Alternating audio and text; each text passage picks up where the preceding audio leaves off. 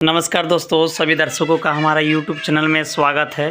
दोस्तों, जैसे कि एक PTA 160 वाट की एम्पलीफायर रिपेयर के लिए आई है और चलिए दोस्तों हम इसकी टेस्टिंग करते हैं, इसमें क्या फॉल्ट है जिसकी वजह से हमारे पास आज रिपेयर के लिए आई है। तो सबसे पहले हम इसमें पावर लगाते हैं।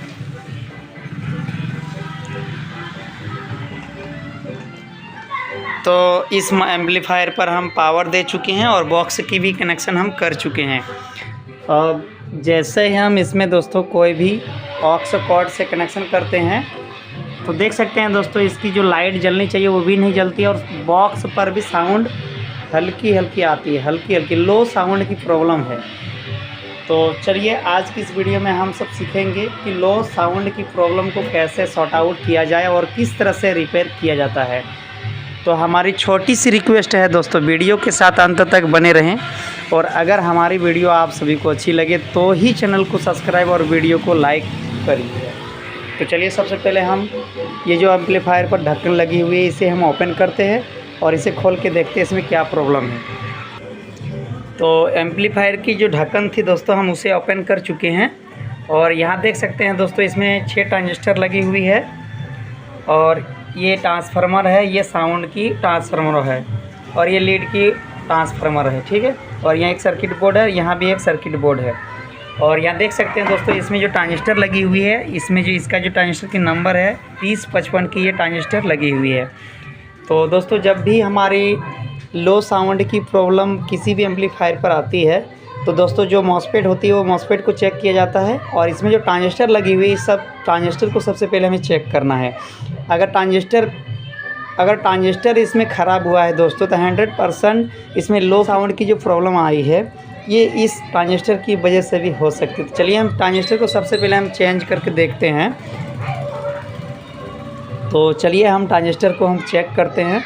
इनमें से एक ट्रांजिस्टर ख़राब है, या तो यहाँ 1 2 3 और इधर 3 6 ट्रांजिस्टर लगी हुई है, ठीक है। हो सकता है अगर 6 ट्रांजिस्टर ख़राब हुआ होगा तो इस रीजन में भी लो साउंड की प्रॉब्लम आ सकती है एम्पलीफायर पर। और यहाँ एक ट्रांजिस्टर और लगी हुई है, इसे भी चेक करना है। चलिए हम चेक करके देखते हैं। सबसे पहले हम मल्टीमीटर के द्वारा हम चेक करेंगे। तो एक एक करके जो है दोस्तों, एक एक करके हम ट्रांजिस्टर की लेग को हम ओपन करेंगे और चेक करेंगे यहीं से, ठीक है।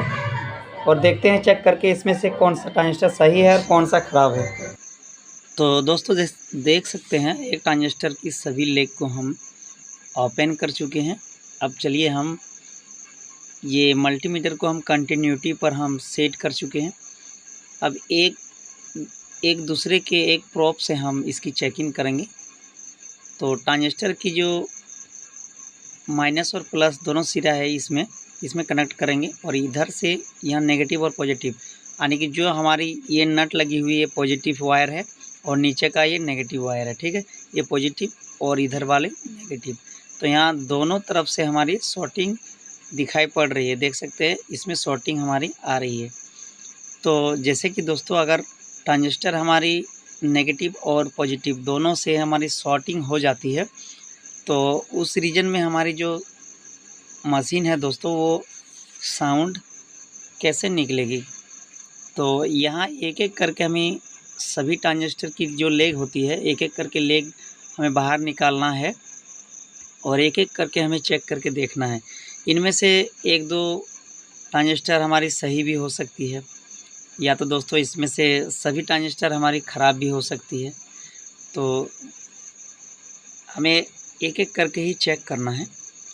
तो चलिए हम फटाफट सभी ट्रांजिस्टर को हम चेक कर लेते हैं और दोबारा हम इसमें ट्रांजिस्टर लगाने के बाद हम आप सबको चेक करके दिखाएंगे। इसमें लो साउंड की प्रॉब्लम जो थी वो हो सकता है कि ट्रांजिस्टर की वजह से भी हो सकती है। दूसरे ट्रांजिस्टर को हम जैसे ही ओपन किए दोस्तों, यहाँ भी हमारी शॉर्टिंग दिखाई दे रही और इसमें दोस्तों कलेक्टर और भी दोनों सुनाई दे रही है, यानी कि इसमें तो दोनों लेग से हमारी शॉर्टिंग आ रही है दोस्तों। देख सकते हैं इसमें हमारी दोनों लेग से शॉर्टिंग हो रही है। तो 100% दोस्तों इसमें जितने भी ट्रांजिस्टर लगी हुई है 3055 सभी ट्रांजिस्टर को हमें एक एक करके चेंज कर देना है और उसके बाद हम चेक करके देखेंगे। तो चलिए हम फटाफट दोस्तों एक एक करके ट्रांजिस्टर को हम चेंज करेंगे और एक एक करके हम इसकी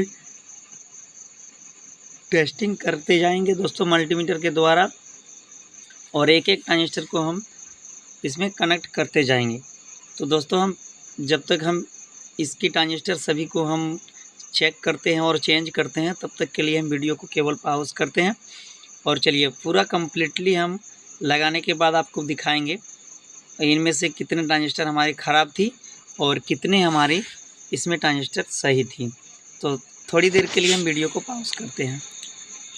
तो देख सकते हैं दोस्तों सभी ट्रांजिस्टर हम एक एक करके चेक करने के बाद हमें 3 ट्रांजिस्टर इसमें ख़राब मिली, जो कि मल्टीमीटर के द्वारा हम चेक करके इसमें सेटिंग कर चुके हैं। इसमें से दोस्तों 6 ट्रांजिस्टर को हम ओपन किए, जिसमें से 3 ट्रांजिस्टर हमारी फुल शॉर्टिंग देखने को मिला, और 3 ट्रांजिस्टर जो है दोस्तों ऐसे है जो कि हमारी बिल्कुल ओके है।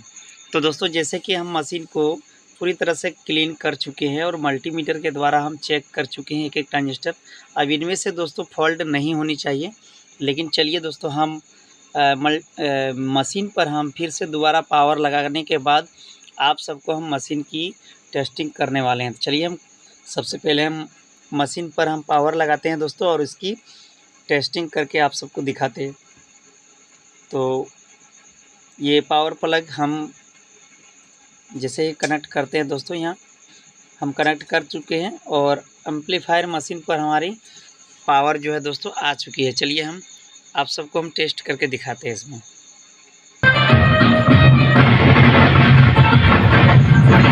तो देख सकते हैं दोस्तों एम्पलीफायर मशीन हमारी बिल्कुल सही हो चुकी है।